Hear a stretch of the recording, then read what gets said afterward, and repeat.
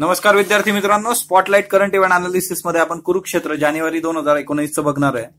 याचा जो विषय आहे तो एम्पॉवरिंग रुरल युथ असा विषय आहे. सो याच्यामध्ये नंबर ऑफ स्कीम्स आहेत की ज्या युथ करता आहेत. हे कुरुक्षेत्र मॅगझिन बद्दल आपण बघितलं आहे की it's a general on rural डेव्हलपमेंटचं हे जनरल आहे, ग्रामीण विकासासाठीचं हे मॅगझिन आहे. आता याच्यामध्ये सगळ्यात महत्वाची गोष्ट की हे कोण पब्लिश करतं, तर मिनिस्ट्री ऑफ रुरल डेव्हलपमेंट. हे एक लक्षात ठेवायचं, पब्लिकेशन जे आहे ते रुरल डेव्हलपमेंट मिनिस्ट्री करते. आता याच्यामध्ये सगळ्यात पहिलं बघा की 2 पुस्तकं पब्लिश झालेली आहेत. आपले जे प्रेसिडेंट आहेत त्यांची जी काही स्पीच आहेत, म्हणजे त्यांनी वेगवेगळे भाषणं दिलेली आहेत, ती भाषणं याच्यामध्ये इन्क्लूड आहेत. द रिपब्लिक इथिक नावाचं बुक आहे आणि दुसरं आहे लोकतंत्र के स्वर. रिपब्लिक इथिक हे इंग्लिशमधून आहे, लोकतंत्र के स्वर हिंदीमधून आहे. याच्यामध्ये वेगवेगळी भाषणं इन्क्लूड केलेली आहेत. दुसरं महत्वाचं, ह्या पुस्तकाची जी पहिली कॉपी आहे ती पहिली कॉपी रामनाथ कोविंद यांना प्रेझेंट केली गेली आणि त्याच्यासाठीचा हा फोटोही तुम्ही बघू शकता. सो फर्स्ट कॉपी त्यांना दिली गेली, त्यांचीच भाषणं याच्यामध्ये पब्लिश झालेली आहे. सो ते एक लक्षात ठेवा. सो याच्यानंतर आपण वळणार आहोत आपलं पहिलं आर्टिकल जे आहे एम्पॉवरमेंट ऑफ रुरल युथ. आता याच्यामध्ये जे पहिलाच आर्टिकल आपला आहे त्याच्यामध्ये त्यांनी आकडेवारी दिलेली आहेत. बघा, ह्या आकडेवारी खूप महत्वाच्या असतात. तुम्ही एचआरडीच्या पेपर एमपीएससी मेन्सलाही खूप महत्वाचं आहे किंवा रेग्युलर युपीएससी प्रिलिम्स साठी हे महत्वाचं आहे. एसे रायटिंग साठी पण हे खूप खूप महत्वाचं आहे. सगळ्यात पहिलं म्हणजे काय की भारताचा जर विचार केला तुम्ही तर 130 करोड मध्ये 62% जे काय आहे ते बिलो 59 इयर्स आहेत. म्हणजे 62% लोक जी आहेत ती 59 वर्षाच्या खाली आहेत. दुसरं महत्वाचं म्हणजे काय तर 65% जी काही आपल्या देशाची लोकसंख्या आहे त्या 65% जे काही तरुण आहेत ते 35 वर्षापेक्षा कमी आहेत. म्हणजे बघा तुम्ही, भारत हा जगातला सर्वात तरुणांचा देश का मानला जातो तर त्याचं रिझन हे इथं आहे. 65% लोकसंख्या आहे 35 वर्षापेक्षा कमी आहे आपल्या याच्यामध्ये आणि म्हणूनच हे भारत यंगेस्ट कंट्री होतं. जर 2020चा विचार केला तर तुम्ही इथं बघू शकता की पॉप्युलेशनचा जर त्याचा ऍव्हरेज काढला आपण, लोकसंख्येचा ऍव्हरेज एज काय असेल तर भारताचं 2020 मध्ये येतं 28, युनायटेड स्टेट्स म्हणजे अमेरिका त्याचं येतं 38 आणि चायनाचं येतं 42 आणि जपानचं येतं 48. याचा अर्थ सगळ्यात जो यंगेस्ट देश असणार आहे तो भारत असणार आहे. बघा, भारताचं 28 आहे ऍव्हरेज, युकेचं 38 आहे, 42 चायना आहे, 48 जपान आहे. सो 2020 मध्ये सर्वात जगातला जो काही देश आहे तो आहे. याच्यामध्ये एक महत्वाची कन्सेप्ट आहे ती म्हणजे काय तर न्यू इंडिया. न्यू इंडिया ही कन्सेप्ट काय आहे की जिच्यामध्ये गरिबी नसणार आहे, अशा सगळ्या गोष्टी की करप्शन नसणार आहे, खूप चांगल्या पद्धतीने रोजगार असेल, स्वच्छता असेल, ह्या सगळ्या गोष्टी याच्यामध्ये कव्हर केलेल्या आहेत. न्यू इंडिया बद्दल तुम्ही बघू शकता की 2 महत्वाच्या गोष्टी, एक मेक इन इंडिया आणि एक स्वच्छ भारत. त्याच्यानंतर फ्री फ्रॉम पॉवर्टी, गरिबी नसणे, अनएम्प्लॉयमेंट, बेरोजगारी नसणे, भ्रष्टाचार नसणे, आपल्या ज्या काही कल्चरल व्हॅल्यूज आहेत, नॅशनल व्हॅल्यूज आहेत ते जतन करणारी आपल्याला मानवी संसाधन म्हणजे जी लोकसंख्या आपली, जी लोक आहेत, नागरिकांनी त्याचं जतन केलं पाहिजे. त्याच्यानंतर विल पॉवरचा इश्यू आहे की चांगली विल पॉवर पाहिजे. या सगळ्या गोष्टी नवीन इंडियामध्ये, उरी पिक्चर बघितला असेल तर तिच्यामध्ये पण न्यू इंडिया आहे, घर में घुसेगा भी और मारेगा भी, है ना. तर ते असं हा इथला कन्सेप्ट वेगळा आहे, तेवढं कन्फ्युज नाही व्हायचं. महात्मा गांधींचा विचार केला तर हे एक स्टेटमेंट आहे जे नेहमी असतं. युपीएससीनी GS4 मध्ये इथिक्स मध्ये ऑलरेडी मेन्सला विचारलेलं आहे. There is enough resources for everyone's need but not for everyone's greed. याच्यावर एसे पण तयार करून ठेवा, जीएस मध्ये कधी विचारलं जाऊ शकतं. अॅग्रिकल्चरचा विचार केला तर भारतामध्ये 70% पॉप्युलेशन ही अॅग्रिकल्चरवर डिपेंडंट आहे आणि अॅग्रीचा जर जीडीपी तुम्ही बघितला तर तो 13% आहे फक्त. सो याच्यामधूनही आपल्याला बाहेर पडावं लागेल किंवा तो कशा पद्धतीने वाढेल ते बघावं लागेल. 14व्या सेंट्रल फायनान्स कमिशन जे काही आपलं वित्त आयोगाचं एक्झाम्पल दिलेलं आहे, 13व्या वित्त आयोगाने विलेज पंचायतसाठी जेवढे पैसे दिले होते त्याच्या 3 पट पैसे 14व्या वित्त आयोगाने दिलेले आहेत. हे एवढं लक्षात ठेवायचं आहे. आकडे विचारले जात नाहीत आपल्याला. 13व्या वित्त आयोगाने जेवढा पैसा पंचायतला दिला त्याच्यापेक्षा 3 पट पैसा 14व्या वित्त आयोगाने पंचायतला दिलेला आहे. त्याच्यानंतर हे जे मायक्रो स्मॉल मीडियम एंटरप्राइजेस असतात त्या भारतीय इकॉनॉमीच्या बॅकबोन आहे असं म्हटलं जातं. कारण ह्याच मायक्रो स्मॉल मीडियम एंटरप्राइजेसमुळे आपली जी इकॉनॉमी आहे ते येत्या काळामध्ये 2022 पर्यंत $50 ट्रिलियन होणार आहे आणि त्याच्यामध्ये सगळ्यात मेजर रोल जो असणार आहे तो एमएसएमईचा असणार आहे. 10 करोड पर्यंत रोजगार 2022 पर्यंत हे देतील एंटरप्रिनरशिप स्किल डेव्हलपमेंट प्रोग्रामच्या अंडर. सो ही एक महत्वाची बाब लक्षात ठेवा. त्याच्यानंतर E market place portal. E market place portal काय आहे तर छोट्या छोट्या कंपन्या ज्या आहेत त्या गव्हर्नमेंट कॉन्ट्रॅक्टसाठी इथं बीड लावू शकतात आणि स्पर्धात्मक याच्यामधून गव्हर्नमेंटचे कॉन्ट्रॅक्ट इथून घेऊ शकतात. So E market place portal जे आहे ते छोट्या कंपन्यांसाठी आहे. त्याच्यानंतर कॉर्पोरेशन टॅक्स काय असतो तुम्ही मला कमेंट बॉक्समध्ये सांगाल. इकॉनॉमीची कन्सेप्ट आहे. हा 30% वरून 25% केला गेला होता आणि जवळपास म्हणजे ज्यांचा टर्नओव्हर 250 कोटी आहे अशा जवळपास 6 करोड एमएसएमईला याचा फायदा झालेला आहे. सो कॉर्पोरेशन टॅक्स 30 वरून 25 वर आलेला आहे. एमएसएमईचा विचार करतात तिच्यामध्ये 358 आयटम्स आहेत ते प्रोक्युअर केले जातात की ते फक्त एमएसएमईशी रिलेटेड आहे. सो हे एमसीक्यू करता एक लक्षात ठेवायचं की 358 वस्तू त्या फक्त आणि फक्त एमएसएमई मधून येतील. त्याच्यानंतर डिपार्टमेंट ऑफ इंडस्ट्रियल पॉलिसी आणि प्रमोशन जे काय DIPP आपल्याला माहित आहे. DIPPची ही आहे की त्यांनी स्टार्टअप टूर प्रोग्राम सुरू केलेला आहे, जिच्यामध्ये काय आहे की एक mobile van second third tier जे काही असतात छोटे छोटे टाउन्स असतील तिथं जातील आणि तिथं उद्योजकता त्याच्यासाठीचं प्रोत्साहन देतील लोकांना, तिथला टॅलेंट शोधतील. स्टार्टअप टूर प्रोग्राम ही स्कीम आहे, DIPP ची स्कीम आहे. याच्यामध्ये व्हॅन म्हणजे एक गाडी जाईल आणि ती बोलबच्चन देणार गावात जाऊन की बाबा तुम्ही स्टार्टअप उद्योजक झाले पाहिजे वगैरे वगैरे, आणि तिथले जे काही रुरल युथ असेल टॅलेंटेड जो गोवला त्याला उद्योजक बनवून टाकायचं. मनरेगा 100 दिवसासाठी गॅरंटेड एम्प्लॉयमेंट तुम्हाला मिळणार आहे. मनरेगा आपल्याला माहित आहे. त्याच्यानंतर नेक्स्ट बघा, नेक्स्ट मध्ये तुम्हाला प्रधानमंत्री ग्राम सडक योजना आहे जी आपल्या वर्कशॉपमध्ये आपण घेतलेली आहे, पण इथं त्यांनी त्याचं महत्व दिलेलं आहे की रुरल युथला एज्युकेशन, हेल्थ, मार्केट या सगळ्या गोष्टींचा असेस. दीनदयाल अंत्योदय योजना जी आहे, नॅशनल रुरल लाईव्हलीहूड मिशन, याच्यामध्ये लोकांची जी काही क्वालिटी ऑफ लाईफ आहे, जीवनाचं गुणवत्ता ती वाढवण्यासंबंधीचा इश्यू आहे. याच्यात कोणावर फोकस केला जाईल तर अंत्योदय हे जे काही आहे याच्यात फोकस काय आहे तर गरीब फॅमिली जी, त्याच्यानंतर फिकल वेस्ट जे जमा करतात, त्याच्यानंतर ह्युमन ट्रॅफिकिंगचे व्हिक्टीम म्हणजे मानवी तस्करींचे जे व्हिक्टीम आहेत ते, त्याच्यानंतर आदिवासी ग्रुप आहेत ज्यांचा विकास झालेला नाहीये, त्याच्यानंतर बॉन्डेड लेबर्स असतात. पहा आर्टिकल किती आहे तुम्ही मला सांगाल, ते आर्टिकल 23 आहे का 24 आहे बॉन्डेड लेबरसाठी ते कमेंट बॉक्समध्ये सांगा. त्याच्यानंतर फिमेल मेंबर याच्यामध्ये असली पाहिजे स्मॉल हेल्प ग्रुपमध्ये, एक असाही यांचा आग्रह आहे दीनदयाल अंत्योदय योजनेच्या याच्यामध्ये. त्याच्यानंतर पुढची एक स्कीम आहे बघा, स्टार्टअप विलेज एंटरप्रिनरशिप प्रोग्राम म्हणून आहे.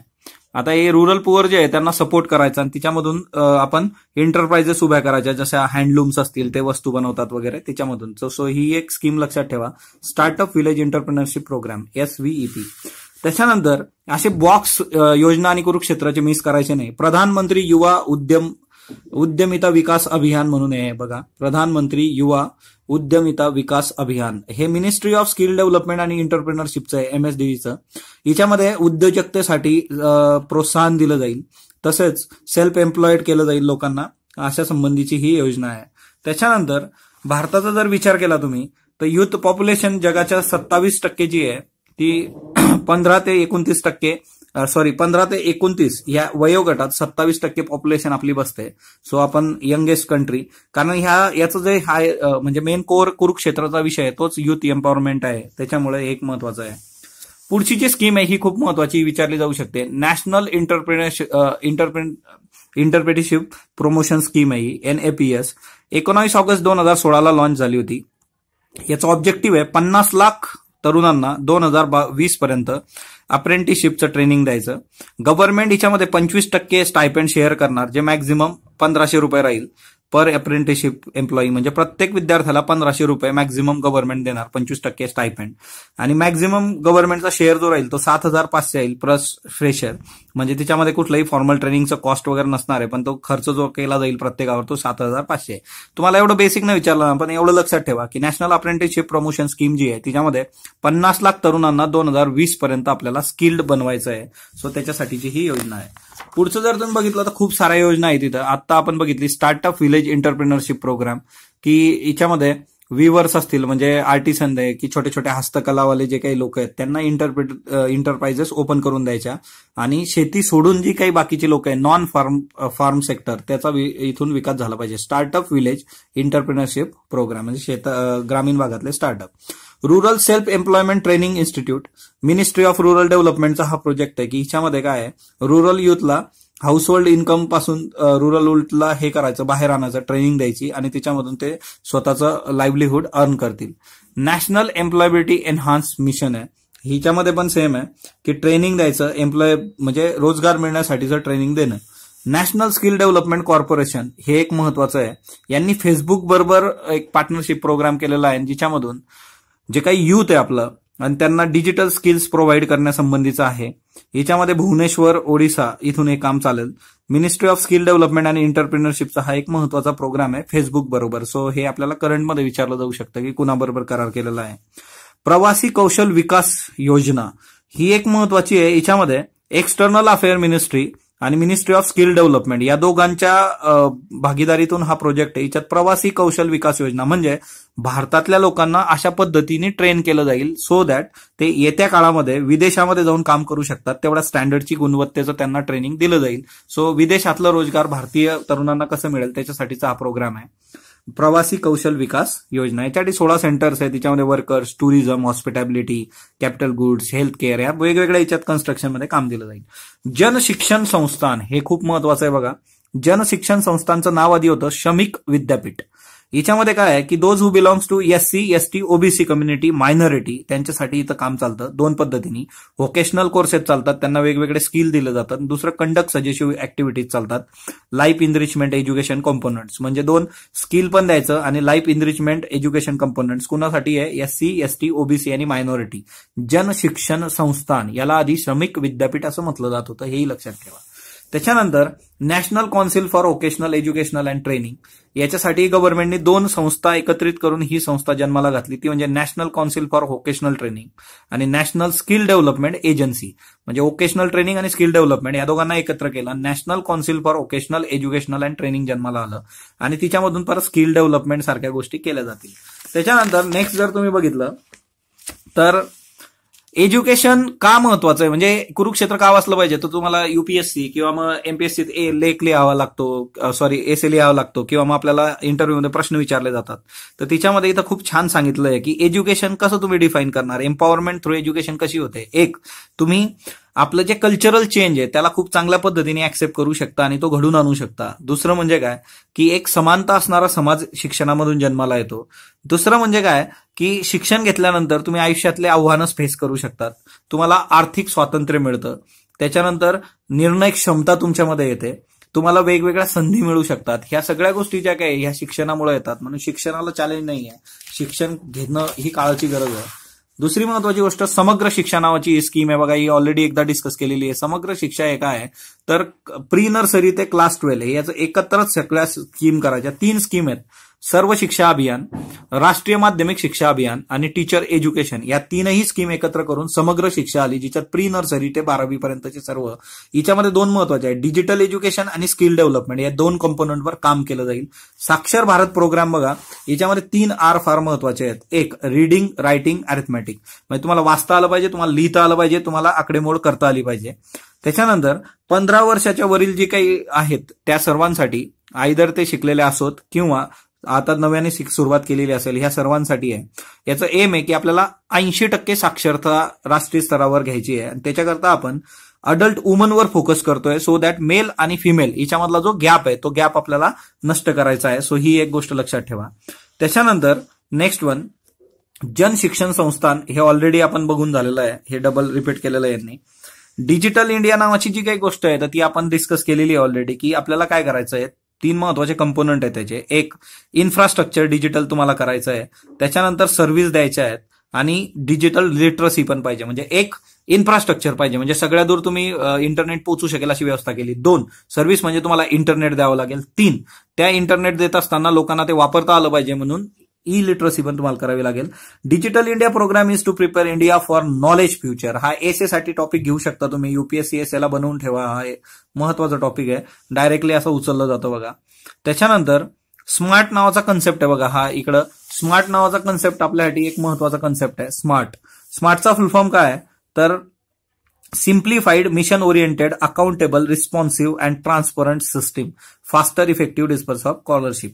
स्मार्ट हे कशासाठी आहे तर स्कॉलरशिप विद्यार्थ्यांच्या वेळेवर गेल्या पाहिजे त्याच्यासाठीचं हे पोर्टल आहे.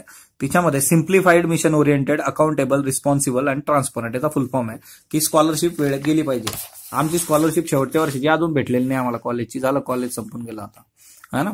सो त्याच्यानंतर next one, all India council for technical education. याच्या काही महत्वाच्या स्कीम्स आहेत त्याच आपण बघणार आहेत. एक, प्रगती स्कॉलरशिप. प्रगती स्कॉलरशिप कशासाठी आहे तर ज्या मुली डिप्लोमा किंवा अंडर ग्रॅज्युएट डिग्री घेत आहेत त्यांच्यासाठी आहे प्रगती.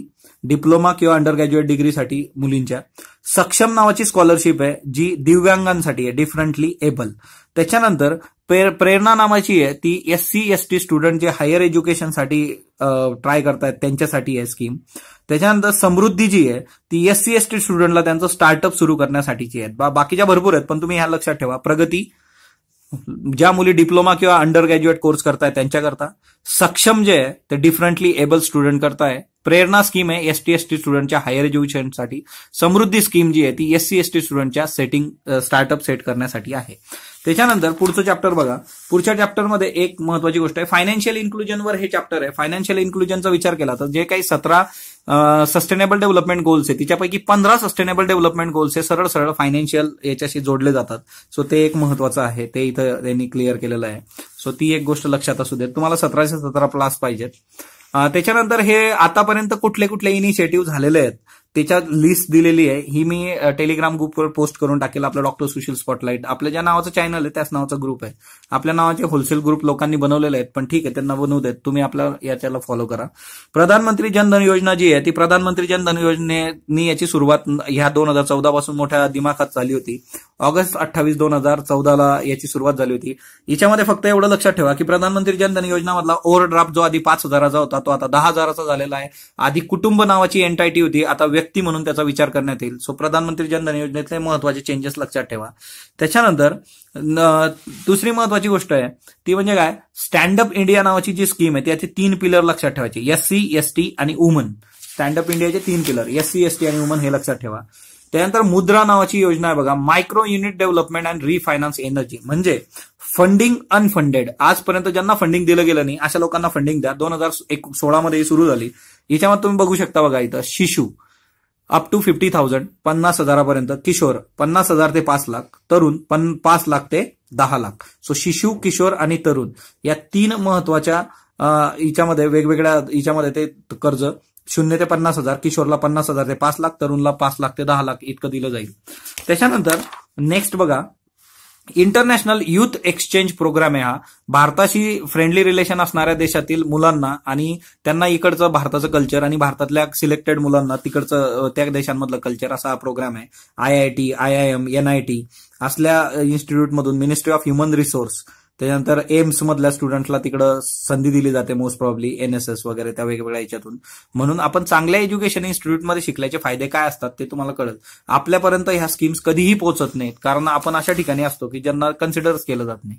दुसरी महत्वाची गोष्ट, 66% आपली जी काही पॉप्युलेशन आहे आणि 70% आपला जो वर्क फोर्स आहे तो ग्रामीण भागात राहतो, एवढं लक्षात ठेवायचं. म्हणजे रुरल बेस्ड इकॉनॉमीचा विचार केला तर 66% पॉप्युलेशन आपली आणि 70% वर्कफोर्स ही रुरल याच्यात राहते. नाबार्डचा याच्यामध्ये महत्वाचा रोल आहे. नाबार्डवर MPSC रेग्युलर प्रश्न विचारायची, UPSC ही प्रश्न विचारते नाबार्डवर. नाबार्डचा विचार केला तर 1982 मध्ये नाबार्डची स्थापना झालेली आहे. नाबार्डचं काम आहे की ग्रामीण भागामध्ये ऍग्रिकल्चर रिलेटेड आणि ऑफ द अग्रिकल्चर सोडून या दोन्ही याच्यामध्ये विकास करण्याचं काम नाबार्ड करत असतं. हे कॅपॅसिटी बिल्डिंग मायक्रो फायनान्स मधून ते करत असतात. Self help group bank linking programme 1992 मध्ये त्यांनी सुरू केलेला आहे. त्याच्यानंतर capacity building in farm sector, तर फार्म सेक्टरसाठी स्कीम होती विकास व्हॉलंटियर वाहिनी VVV 1982 ला सुरू झाली होती.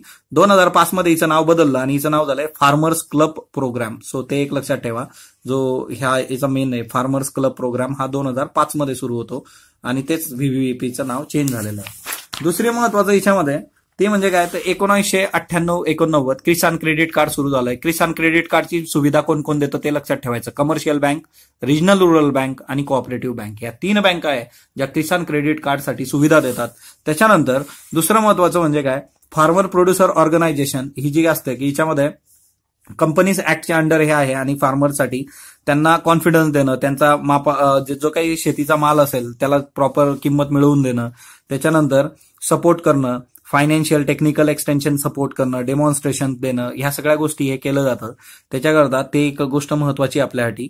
त्याच्यानंतर नेक्स्ट वन ते म्हणजे काय तर ग्राम विकास निधी नावाची कन्सेप्ट आहे बघा, हे फार महत्वाचं आहे.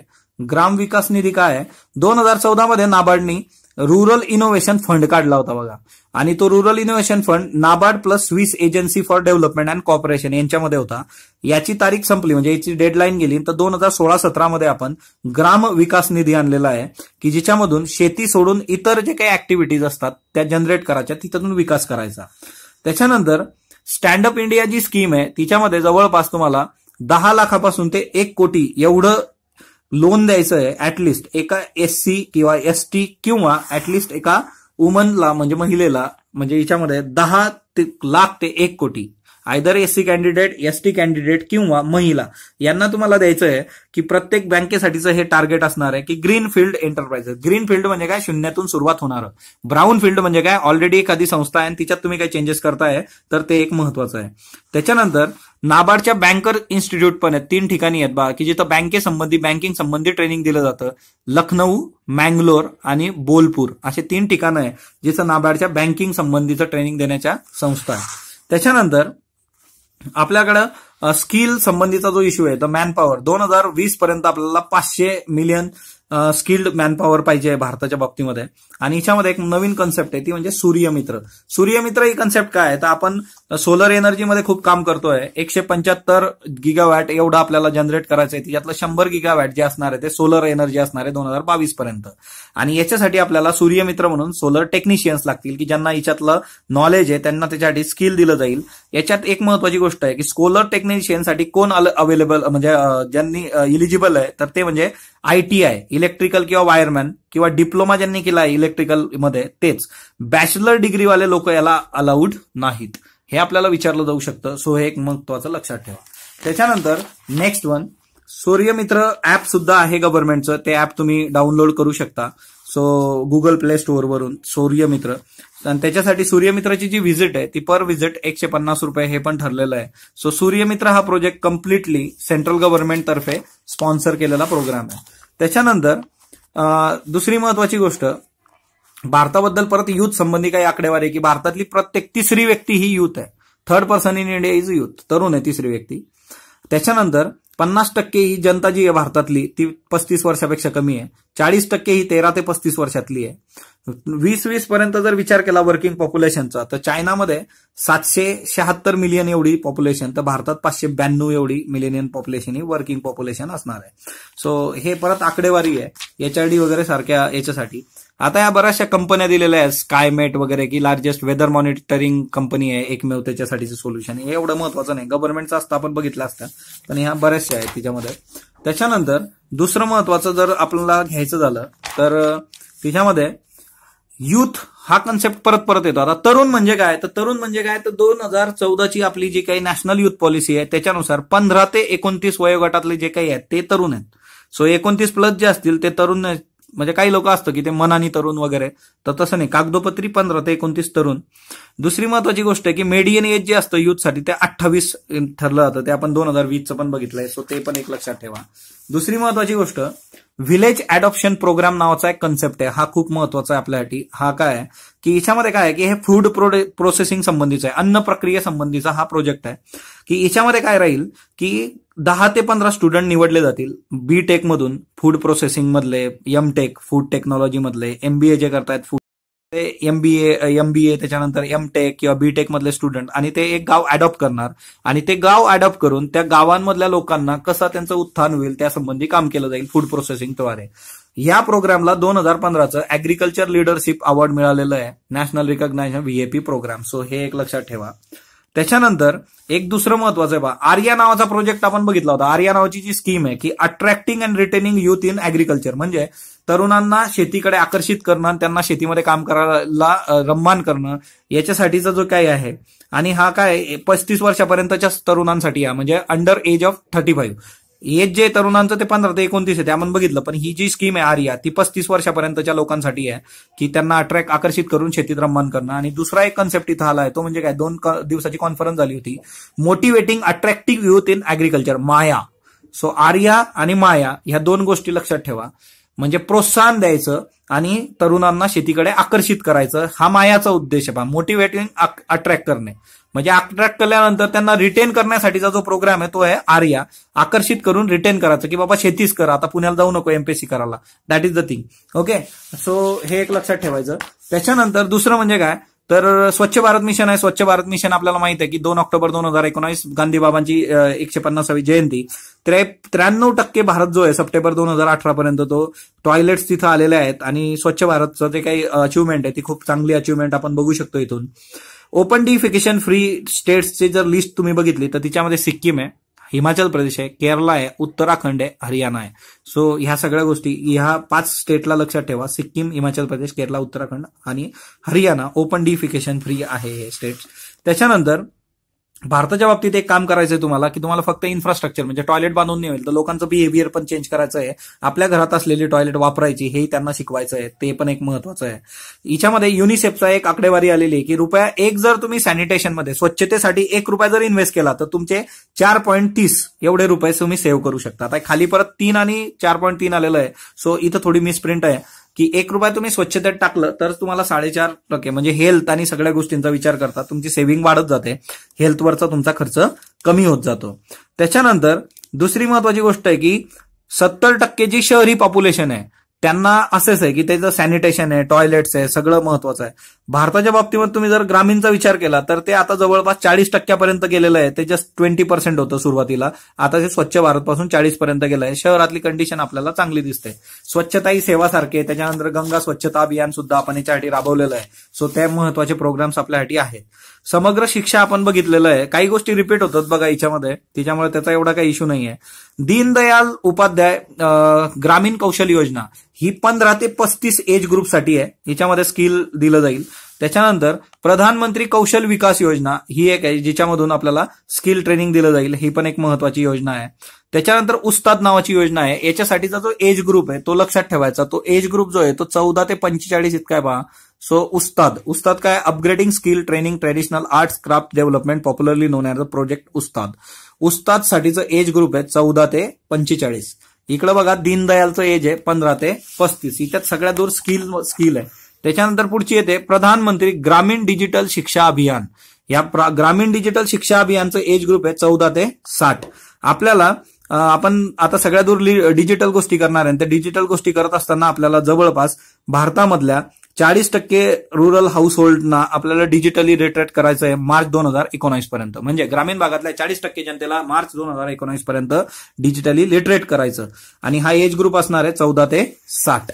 दुसरं महत्वाचं आहे अटल इनोव्हेशन मिशन आहे की ज्याच्यात तुम्ही नवनवीन तुमच्या ज्या काही कल्पना आहेत त्या समोर आणू शकता. 6वी ते 12वी या वर्गातील स्टुडंटसाठी या अटल इनोव्हेशन मिशन आहे. हे नीती आयोगातर्फे चालवलं जातं आणि याला सपोर्ट याच्याकरता अटल इन्क्युबेशन सेंटर सुद्धा चालवले जातात की जे स्टार्टअप करायला तुम्हाला मदत करतील. जर तुमचं जसं आता पुण्यातल्या एका विद्यार्थ्याने समुद्रातली घाण काढण्यासाठी, समुद्र स्वच्छ करण्यासाठी एक जहाज जन्माला घातलं बघा, त्याचे इनोव्हेशन आहे. मग त्याला स्टार्टअप करायचं असलं तर कुठून करता येईल? अटल इन्क्युबेशन सेंटर मधून करता येईल. त्याच्यानंतर खेलो इंडिया आता झालं बघा पुण्यामध्ये, आपल्या डेलीच्या चॅनल डेली करंटमध्ये कव्हर केलेलं आहे आपण. 2 अंडर-17 अंडर-21 अशा 2 हिच्यात गेम झाले होते. हे महाराष्ट्रात झाले, पण हिच्यामध्ये जे कॉम्पिटिशनला आसाम आणि झारखंड पण होतं, पण महाराष्ट्रात नाद करायचाच नाही, विशेष नाही. आपण घेतलं ते आणि आपण केलं पण पुण्यामध्ये जानेवारी 9 ते जानेवारी 20च्या हिच्यामध्ये. त्याच्यानंतर जानेवारी 12 हा नॅशनल युथ डे असतो स्वामी विवेकानंद यांच्या रेफरन्सनी. सो ते एक लक्षात ठेवायचं. याच्यामध्ये भरपूर कोट्स आहेत स्वामी विवेकानंदांचे जे आपल्याला डायरेक्टली GS4 जो आहे UPSCचा इथिक्ससाठी वापरता येतात, एसे मध्ये वापरता येतात, किंवा हेच कोट घेऊन तुम्हाला डायरेक्टली एसे विचारला जाऊ शकतो. Strength is life, weakness is death. Take one idea, make that one your life, dream it, think it. म्हणजे आपलं तुम्ही जर कुठली आयडिया घेतली तर तिच्याबद्दलच विचार करा. त्याच्यानंतर education can be use for the rebuilding the society. हे पण एक महत्वाचं कोट त्यांनी दिलेलं आहे. त्याच्यानंतर my faith in a younger generation, the modern generation, out of them will come my workers. विवेकानंदांची ठाम निष्ठा होती यंगर जनरेशनमध्ये. आजकाल बऱ्याच लोकांना आजकालची जी काही यंगर जनरेशन आहे त्याच्यापासून त्रास होत असतो की बाबा ही लोक काही करणार नाही, वाया गेलेली पिढी आहे. पण तसं नाही, विवेकानंदांनी आपल्यावर विश्वास ठेवला आहे आणि तो विश्वास सार्थ ठरवणं आता आपलं काम आहे. सो आपण सगळे ठरवूयात तो. जम्मू काश्मीर आणि नॉर्थ ईस्ट याचा जर विचार केला तर 3 महत्वाच्या स्कीम आहेत. सगळ्यात पहिली म्हणजे उडान, UDAAN. उडान 2 प्रकारच्या स्कीम अजून आहेत. एक मुलींसाठीची उडान आहे आणि एक दुसरा येते म्हणजे उडे देश का आम नागरिक. कन्फ्युज नाही व्हायचं. उडान जी आहे हिच्यामध्ये काय आहे की तुम्हाला कॉर्पोरेट एक्सपोजर दिलं जातं जम्मू काश्मीरमधल्या युथला. नॅशनल स्किल डेव्हलपमेंट कॉर्पोरेशनचा प्रोजेक्ट आहे. स्किल देऊन त्यांना रोजगार देणं, दॅट इज उडान. हे एक महत्वाचं आहे. सद्भावना हा खूप महत्वाचा प्रोजेक्ट आहे. आर्मी गुडविल स्कूल्स चालवले जातात. आर्मीद्वारे शाळा चालवली जाते आणि तिच्यामध्ये जवळपास आता 14,000 स्टुडंट शिकतायत आणि तिच्यामधून 1,000 स्टुडंट हे बाहेर स्कॉलरशिप घेऊन बाहेरच्या याच्यामध्ये शिकायला गेलेले आहेत. दुसरं महत्वाचं म्हणजे काय, नॉर्थ ईस्टचा विचार जर तुम्ही केला, हे दोघं जे आहेत JNK साठीचं आहे, जम्मू काश्मीर साठीची स्कीम आहे सद्भावना आणि उडान सुद्धा. त्याच्यानंतर नेक्स्ट वन जर तुम्ही विचार केला तर जम्मू काश्मीरची ही एक स्कीम बघून घेऊ. मग नॉर्थ ईस्ट बघूयात. सुपर 40 काय, जसं सुपर 30 IIT साठी आहे आनंद कुमार यांचं, तसं हे सुपर 40 आहे की याच्यामध्ये जम्मू काश्मीर मधल्या मुलांना आणि मुलींना ट्रेनिंग दिलं जातं. आणि या 40 मधल्या 2017च्या मेन्स एक्झाम IIT ची क्रॅक करणारे 26 मुलं आणि मुली आहेत. हे आतापर्यंत सर्वात जास्त प्रमाण आहे. सो सुपर 40 मधून 26 मुली आणि मुलं यांचं सिलेक्शन IIT ला झालेलं आहे. सो ही एक महत्वाची योजना आहे. हिमायत नावाचं योजना आहे रूरल मिनिस्ट्री ऑफ रूरल डेव्हलपमेंटची योजना आहे. हिच्यामध्ये दीनदयाल कौशल उपाध्याय योजना जी काय तिच्यातून 1.24 लाख लोकल युथ जो आहे त्यांना आपण जॉब साठीचं ट्रेनिंग देणार आहे आणि तिच्यामधून व्होकेशनल कोर्सेस स्किल देऊन त्यांना देणार. सो हिमायत, उडान आणि हिमायत मधून स्किल आणि जॉब मिळणार. त्याच्यानंतर हे जे काही आहे सद्भावना जे आहे ते आर्मीचे स्कूल आहेत, गुडविल स्कूल्स, हे एक महत्वाचं आहे. आणि सुपर 40 लक्षात ठेवायचं, ज्यातून 26 IIT ला गेलेत. नॉर्थ ईस्टर्न रिजन जो आहे आपला ईशान्य भारत, त्याच्यासाठी science technology intervention in the north eastern region हे एक महत्वाचं आहे. याच्यामधून अकॅडमिक सायन्स आणि रिसर्च केलं जाईल to artisans and farmers specially woman. कशासाठी हे इन्स्टिट्यूट आहे की जे काही हस्तकलेद्वारे काही वस्तू बनवतात असे कलाकार, त्याच्यानंतर शेतकरी, त्याच्यात पण विशेषली वुमन्सवर फोकस केलं जाईल. आणि याच्यामधून या इन्व्हेन्शन मधून काय काय केलं जाईल तर cocoon opener, hang bobbin machine, म्हणजे छोटे छोटे त्यांना मशीन बनवून दिलं जातील सो दॅट ते बिझनेस करू शकतात. फिश केज स्ट्रक्चर वगैरे वगैरे फिशिंगसाठी. सो अशा पद्धतीने हे एक महत्वाचं आहे. त्याच्यानंतर आपले जे IB मिनिस्टर आहे त्यांनी एक बुक रिलीज केलेलं आहे, woman in Indian cinema during FIIFE, म्हणजे Indian film festival of India. याच्यामध्ये 2018 गोवाला झाला होता. आणि इथं वुमन इन इंडियन सिनेमा नावाचं पुस्तक रिलीज झालेलं आहे. आपल्याला विचारलं जाऊ शकतं इंडियन इन वुमन सिनेमा, याच्यामध्ये भारतीय सिनेमामध्ये महिलांचं योगदान आणि त्याच्या संबंधीचं हे आहे. अशा पद्धतीने आपण कुरुक्षेत्र जे आहे हे एम्पॉवरिंग रूरल युथ हे कव्हर केलेलं आहे. अशाच पद्धतीने आपण योजनाही बघणार आहोत. डॉक्टर सुशील स्पॉटलाईट या युट्यूब चॅनलला तुम्ही जो प्रतिसाद देत आहात त्याबद्दल मी आपला आभारी आहे. डॉक्टर सुशील स्पॉटलाईट ह्याच नावाचं आपलं असं जसं लिहिलंय तसंच टेलिग्राम चॅनल आहे, ते तुम्ही टाईप करा किंवा प्रत्येक व्हिडिओ खाली आपली डिस्क्रिप्टिव्ह लिंक आहे ती तुम्ही बघू शकता. सो डॉक्टर सुशील स्पॉटलाईट या युट्यूब चॅनलला लाईक करा, शेअर करा, सबस्क्राईब करा. तुमचे सजेशन असले ते कमेंट बॉक्समध्ये नोंदवा. धन्यवाद विद्यार्थी मित्रांनो.